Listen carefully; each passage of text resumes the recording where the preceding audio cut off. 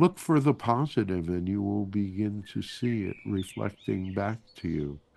Look for the dynamics within yourself that you admire. Arthur, do you admire? You should each be in a position where you can at least admire certain things about yourself, even if it's being bad. You know, if you're really good at being bad, now we're not talking about evil. That's a discussion we're going to avoid for this evening, but you know, because so many people equate darkness with evil, and yet it's really the only evil is in being naive,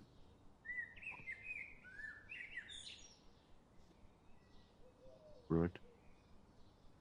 Wait a minute. Wait a Wait minute. a minute. The Yeah, I only agree. Wait a minute. wait a minute. I don't feel like I was answered just now. It was a big circle. We need to go back over this. Yes, it Yeah, was. that's a pretty profound statement, You SOTU. You think we just could said that the remember only what we were evil is in saying? being naive.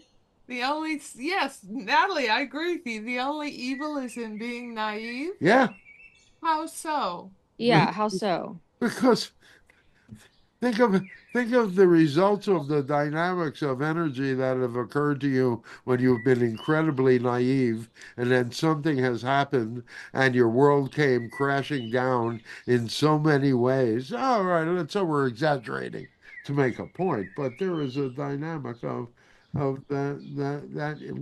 Is there anything more evil than opening yourself up emotionally, maybe physically, maybe spiritually in that sort of way, and having that dynamic betrayed and that level of hurt and that level of disappointment and that level of where what do you do with it? You usually turn it back on yourselves as you're being bad and wrong. Is there anything more evil than that?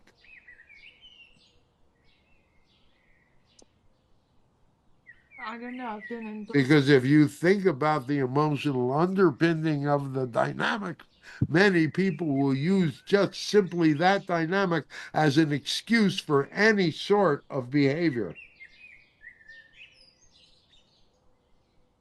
Are we being too obscure? Too much of a stretch? Is your brain spilling out through your eyes onto the table? No, I'm emotionally very uncomfortable because I've been both sides of that, and it But what are you as a norm? You see, yes, you've all been both sides of that. Otherwise, how would you have learned your lesson? How would have you learned the wisdom of the dynamic?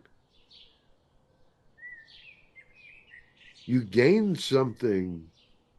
You'll never be naive. You can never be naive in that sort of way again. You can never say Well, you don't know. Go ahead. well, then you're relying on the adolescent then. Well, Our adolescent. Oh, I will never do that again. That's the worst one to be in control. we realize that unless you're not responding to the dynamic of energy at all. Because we would rather have you respond in the dynamic in a negative way, which is going to move that dynamic, to begin to move that dynamic of which you will revisit both sides of it, right? If in fact this is your dynamic and your energetic dynamic, you're the one that's going to complete the energetic circuit. And so, you know, it's like in the dynamics of naivete, you're just saying, "Oh, I didn't know. I'm in," and I can, and then you can be you're an absolute victim, and it can be somebody else's fault, and you can fall into the dynamic of blame, and you can, you know, and yet underneath it all, you know, there's all the dynamics of that whole loss of identity, that whole shattering of self-trust that comes from that dynamic. And so then the difficulty is in rebuilding that, So you're suggesting rebuilding your trust. Go we ahead. move to the third position when we go into the don't know and the ignorance zone. Try to move to a third position and look at the bigger picture Yeah, rather than be sucked into like, oh, I don't know, and I'm all like, I'm a mess and I made a mistake and exactly. every Exactly and right. go into all the justifications of why That's everybody exactly else is right. wrong Take and it. not me. And Right. It's a dynamic of taking it out of the personal and really having the objectivity to see the bigger picture.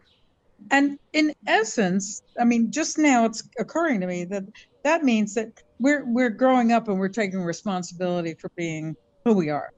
Yes. Yeah, and you're taking responsibility for being the creator race that you actually are. As But you sometimes when you throw in the creator issue, it kind of gives a double message. The number one message is we we're responsible to show up and say, well, maybe we need to look at a bigger picture here. You know, Mhm. it's not being a creator at that point. We're just being Yeah, it a is person though. who's getting mastery. Yeah, yeah, it is though. It's just a different aspect of the energy. It's either creating or allowing. It's not like you can shut off the creation energy. As long as you're physical and as long as you're alive, we're sorry, that creative energy is flowing through you. You can call it love. You can call it the divine spark. You can call it anything you want to call it, but it's that whole dynamic of being alive. And Okay. that and because you are in that dynamic of being alive, that is the way you are perceiving the dynamic. So what you are seeking to do is to gain your journey through consciousness is one to gain mastery over your vessel. Yeah. Gain And then, mastery over the and then once you, reactivity, gain mastery over the um uh automaticity of responding inappropriately, basically based on our past traumas. that's right, to transcend those dynamics. Exactly correct. That's the journey. If you each look at your journeys in that sort of way, it makes a lot more sense.